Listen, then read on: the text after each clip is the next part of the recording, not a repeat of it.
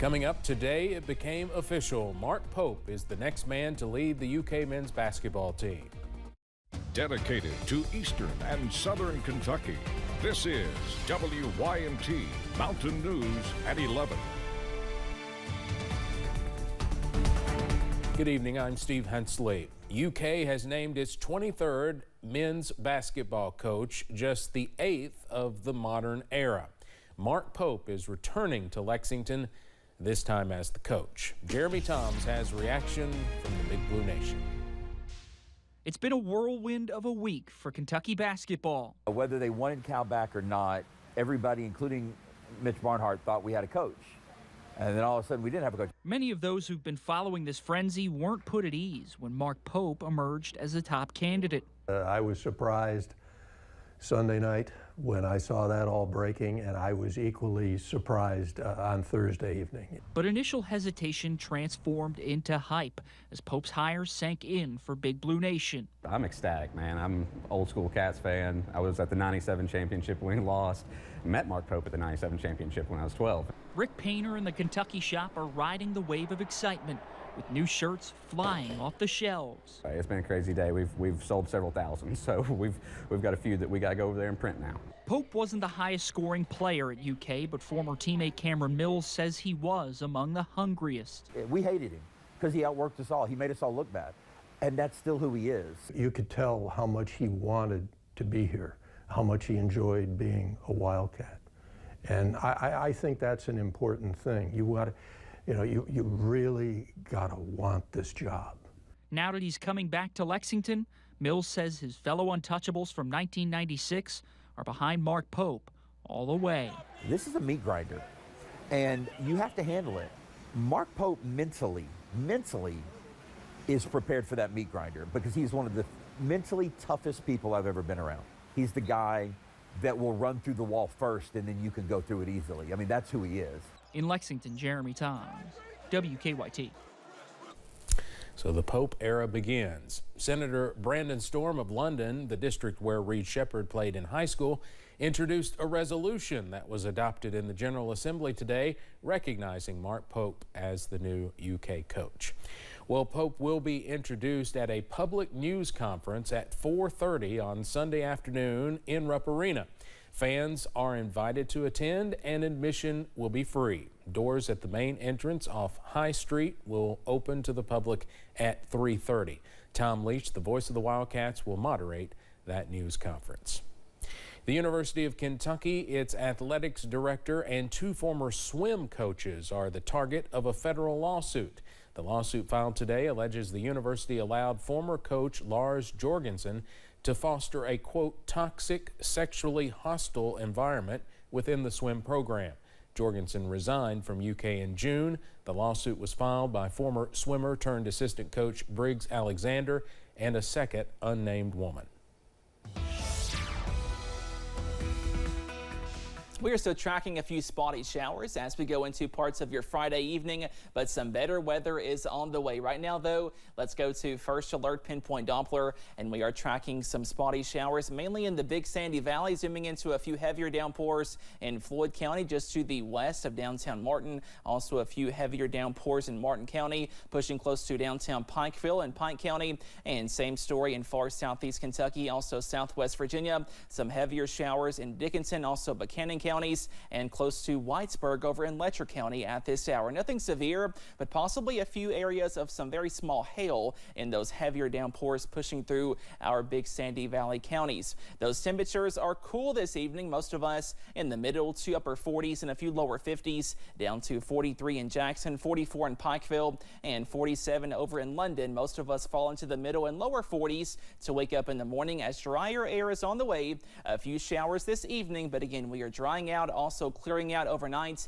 and sunshine is set to return by tomorrow. More details on that weekend forecast coming up in just a few minutes. Steve?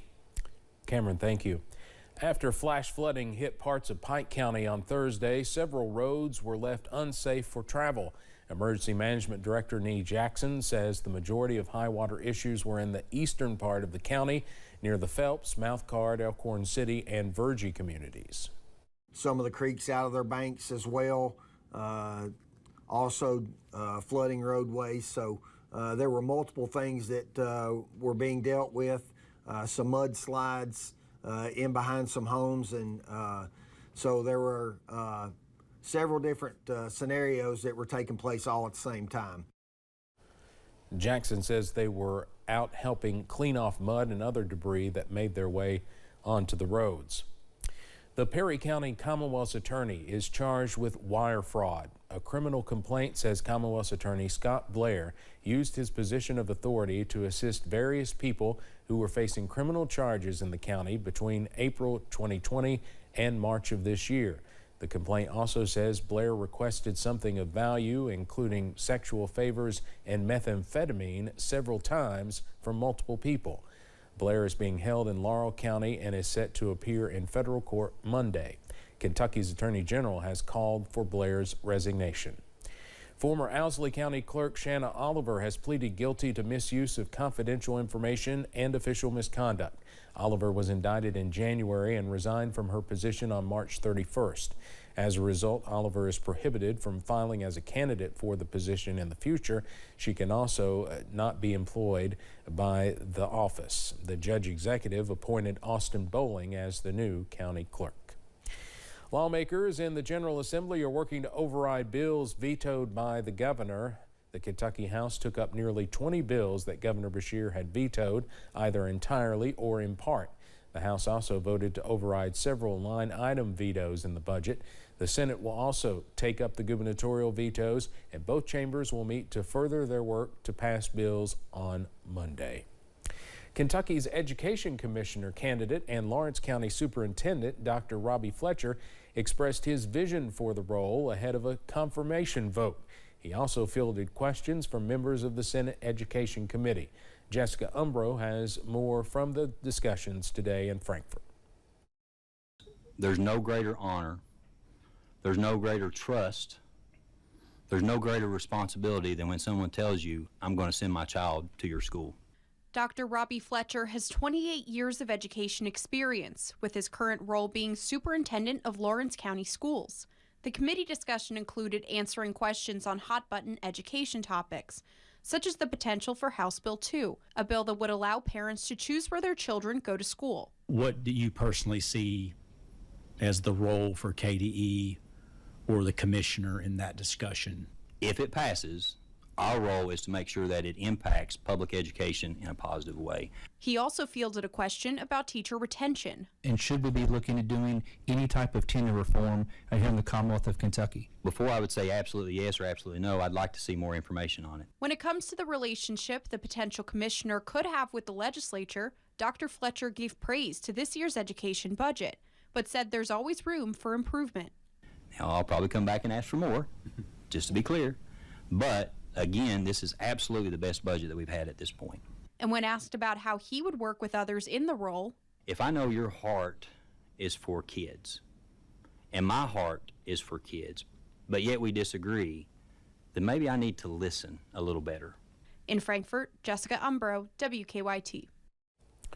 Dr. Fletcher still has to undergo a Senate confirmation before he is officially named as the state's education commissioner.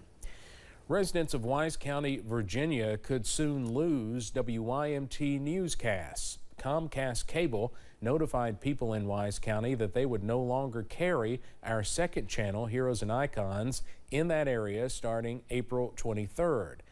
The announcement comes a few years after residents fought to keep WYMT during a similar situation. Residents say they often tune to us for weather because of the proximity they have to Kentucky compared to other TV stations they have. The reason that channel is important to us, we're 20 minutes from Kentucky. A lot of the people that live in this county are Kentucky people. They've got family there. They like to watch the news to keep up with their hometown, and especially the weather is so much better than our Tri-City weather. Your weather comes directly to us. Comcast has not responded to our request for comment. Coming up on Mountain News at 11, much of the world is on alert tonight for an imminent attack on Israel by Iran. Plus, we are tracking some sunshine and warmer weather for most of this weekend. Your forecast after this break.